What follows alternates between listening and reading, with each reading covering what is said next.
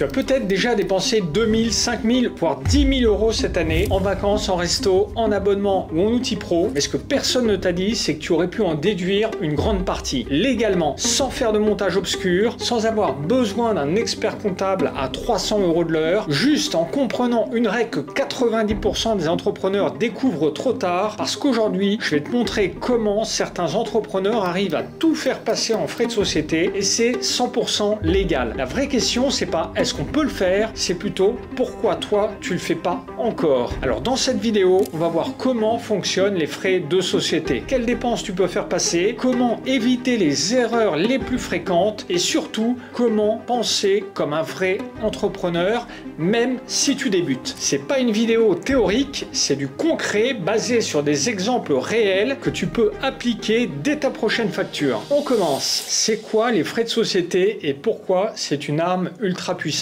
Tu vois, quand on te parle de frais de société, tu as peut-être l'image d'un expert comptable en train de classer des factures dans un classeur poussiéreux, mais la réalité est bien plus stratégique. Les frais de société, c'est tout simplement les dépenses que ta société engage pour exercer son activité. Et le plus beau dans tout ça, c'est que ces dépenses viennent en déduction de ton résultat. Ce qui veut dire une chose très simple, moins d'impôts, moins de cotisations sociales. Mais attention, c'est pas une astuce de magicien ou une faille obscure du Code général des impôts. C'est une mécanique prévue par la loi, utilisée par tous les entrepreneurs qui veulent optimiser intelligemment. Prenons un exemple simple. Tu es graphiste freelance, tu travailles depuis chez toi, tu as besoin d'un ordi, d'une tablette, d'un logiciel, d'un bureau, tu prends un abonnement à Canva, une licence Adobe, tu fais une formation en ligne, et bien tout ça, ce sont des frais déductibles. C'est pas toi en tant que personne physique qui paye, c'est ta société. Et la différence est immense. Si tu payes en perso, tu prends 1000 euros, tu les dépenses et basta. Si tu passes ça en frais de société, tu dépenses les 1000 euros avant même que l'État ne te taxe dessus. Tu vois où je veux en venir. Maintenant, imagine que tu appliques ça à grande échelle. Tu crées du contenu, ton matos vidéo, tes déplacements, ton abonnement à une plateforme de montage, frais déductibles. Tu veux réseauter, tu invites un client au resto, frais partiellement déductible. Tu bosses depuis un coworking, frais 100% déductibles. Même ta voiture, si elle est utilisée dans un cadre professionnel, peut être prise en charge par ta société. Et ça, c'est sans parler de tous les cas limites qu'on verra plus tard, où certains arrivent à faire passer leurs vacances, leur téléphone, leur Netflix ou même leur formation personnelle sur leur société. Mais avant ça, il faut bien comprendre la logique générale. Pour que quelque chose soit considéré comme un frais déductible, il faut simplement que ce soit nécessaire ou utile à l'activité, ce soit justifié par une facture et ce ne soit pas exagéré ou purement personnel. Et tu serais surpris du nombre de dépenses qui peuvent entrer dans ce cadre quand on sait comment les formuler et les justifier. Maintenant, les frais déductibles est souvent oublié que tu peux déduire sans aucun risque. Et on commence par les frais les plus classiques, ceux que tu peux déduire sans stress. Matériel informatique et équipement. Tu bosses avec un ordi, tu peux le passer en charge. Tu fais des visios, webcam, micro, anneaux lumineux, tous ces éléments peuvent être achetés au nom de la société, bien évidemment. Un exemple, t'es coach en ligne, tu investis dans une webcam à 200 euros, un micro à 150 euros, un iPad pour les visios clients, tout passe en frais. Et si tu fais du montage vidéo, de la photo ou même du stream, matériel plus logiciel, c'est 100% pro, donc c'est 100% déductible. Logiciel, abonnement, outils SaaS. Tu utilises Notion, Canva,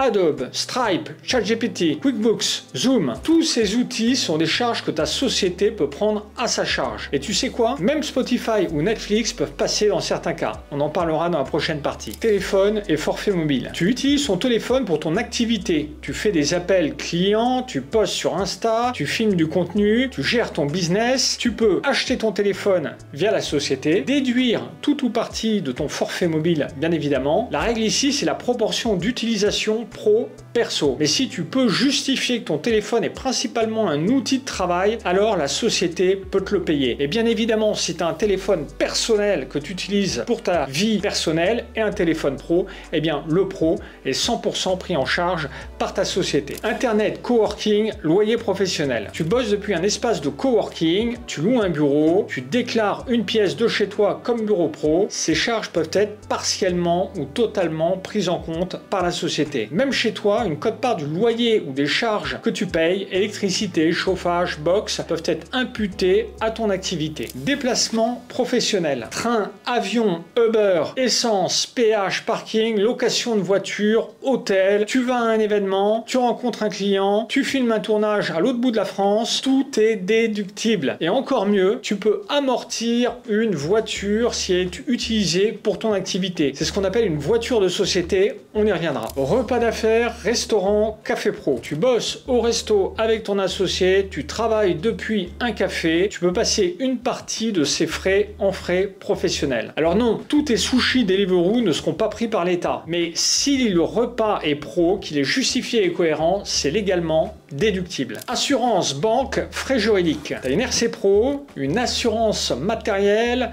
un compte bancaire pro avec un abonnement et des frais mensuels. Tu passes par un service juridique ou une plateforme de création de société comme Legal Place. Ce sont des frais de fonctionnement classiques, tu ne les payes pas en perso, c'est la boîte qui les assume et qui va les passer donc en frais déductibles. Formation professionnelle, tu te formes en ligne, tu suis un programme pour améliorer tes compétences en vente, en vidéo, en compta, formation, frais professionnels. Et dans certains cas, tu peux même cumuler frais déductibles plus prise en charge par ton OPCO comme l'AGFIS, c'est l'organisme qui prend en charge les dépenses de formation. En résumé, tu vois que sans aller dans des montages fiscaux compliqués, il y a déjà une tonne de dépenses courantes que tu peux faire passer dans ta société légalement. Maintenant, je vais te montrer les frais les plus borderline que certains arrivent à faire passer. Vacances, habits, Netflix, même des formations perso ou des cadeaux. Et surtout, comment certains arrivent à les justifier pour que ça passe. Tu vas voir, c'est souvent une question de formulation et de bon sens. Avant de continuer, laisse-moi te parler rapidement de Legal Place. Si tu lances ton entreprise ou que tu veux sécuriser ta structure actuelle, Legal Place, c'est le partenaire numéro 1 des entreprises en France. Pourquoi? Parce qu'on s'occupe de tout du début à la fin. Tu veux créer ta société, on génère tes statuts, on publie tes annonces légales et on dépose ton dossier au greffe. Tu veux lancer une SASU, SARL, SI ou même une holding, on t'oriente vers la meilleure forme juridique selon ton projet. Tu dois déposer ton capital social, ça se fait en ligne en quelques minutes. Tu cherches une adresse pour ton siège social, on peut domicilier ta société à Paris dans une adresse prestigieuse et t'aider à économiser jusqu'à 1000 € de CFE par an. Une fois lancé, Legal Place peut aussi t'accompagner sur ta comptabilité, tes obligations fiscales et même ton assurance pro. En clair, un seul endroit, une seule équipe et tout ton business est carré, conforme et optimisé. Tu gagnes du temps, tu évites les erreurs et tu peux te concentrer sur l'essentiel, développer ton activité. Et comme tu regardes cette vidéo, tu peux profiter d'une réduction immédiate avec le code Xavier15. Le lien est juste en dessous en description et dans le commentaire épinglé. Clique et démarre ton projet avec Legal Place. Les frais les plus improbables mais légaux que certains déduisent avec succès. Tu pensais que les frais déductibles s'arrêtaient à ton ordi, à ton coworking et à ta RC Pro? Certains entrepreneurs poussent le truc beaucoup plus loin et ça passe. Oui, évidemment, il y a des abus, mais il y a aussi des cas parfaitement légaux, validés par des experts comptables qui montrent que ce n'est pas une question de ruse, mais plutôt une question de logique. Alors voici une série de frais qu'on n'ose pas toujours passer, mais qu'on peut justifier dans plein de cas. Vacances et séjour à l'étranger. Tu pars une semaine à Lisbonne, mais tu y fais un tournage. Tu filmes du contenu pour ta formation, ton podcast, ta chaîne YouTube. Tu vas voir un client, tu participes à un événement. Les frais de déplacement, d'hébergement, de restauration peuvent passer. Attention, il faut que le séjour ait une vraie raison professionnelle et idéalement des preuves. Billets d'événement, facture client, vidéo de tournée. Bon, tu comprends, faut habiller, faut documenter ton dossier. Donc un exemple réel, un e-commerçant qui fait un vlog sur sa marque à Dubaï. Logement, avion, resto, tout ça, ça passe en frais. Abonnement Netflix, Disney+, Spotify. Oui, même Netflix peut passer, mais pas n'importe comment. Exemple, t'es vidéaste. Tu analyses des contenus, tu fais des vidéos YouTube où tu critiques des séries, tu bosses dans la création ou l'analyse de contenu. Là, ton abonnement Netflix devient un outil de travail, comme un livre pro ou un outil SaaS. Les vêtements, tu achètes une tenue pour tourner des vidéos, tu fais un shooting pour ton site, tu portes des vêtements avec le logo de ta marque, c'est justifiable. Attention à pas abuser, un costume Hugo Boss sans contexte, ça ne passe pas. Une tenue spécifique pour un événement ou une image de marque,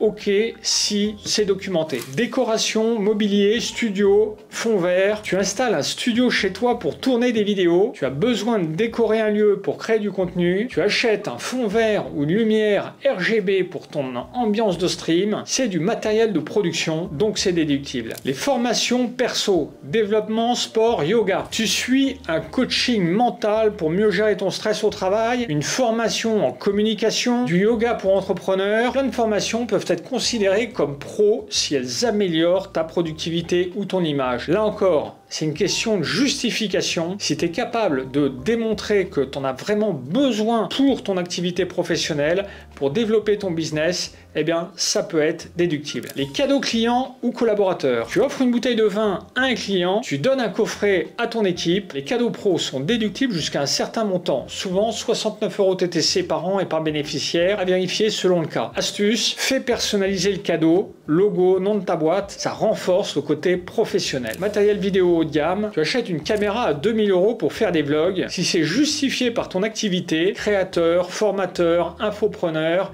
ça passe sans souci. En fait, c'est pas l'objet qui est déductible, c'est l'usage que tu en fais. Tu peux acheter une plante verte de 150 € et la faire passer si elle est dans ton cadre de tournage pro. Tu peux voyager en Thaïlande et passer des billets si tu fais un vlog business ou un tournage pour ton activité. Mais tu dois pouvoir le justifier, le prouver et le faire dans une logique cohérente avec ton activité. C'est ça qu'on appelle optimiser légalement ses frais. Comme tu l'as vu, les frais de société, c'est pas juste ton ordi et ton coworking. Tu peux aller beaucoup plus loin légalement à condition de bien comprendre la logique derrière. Aujourd'hui, des milliers d'entrepreneurs paient trop d'impôts ou se privent de dépenses qui pourraient améliorer leur quotidien pro juste parce qu'ils ne savent pas tout ce qu'ils peuvent légalement déduire. Mais maintenant que tu sais, tu peux commencer à optimiser dès aujourd'hui. Et si tu veux aller plus loin, sache qu'il existe des outils qui t'aident à tout faire simplement. Tu veux créer une société, tu veux gérer tes frais et ton juridique sans te prendre la tête, tu veux savoir quoi déclarer et comment l'automatiser, LegalPlace t'accompagne sur tout ça, étape après étape. Le lien est juste en dessous, c'est rapide, clair et pensé pour les indépendants comme toi. Et si tu veux plus de vidéos sur l'optimisation fiscale, les statuts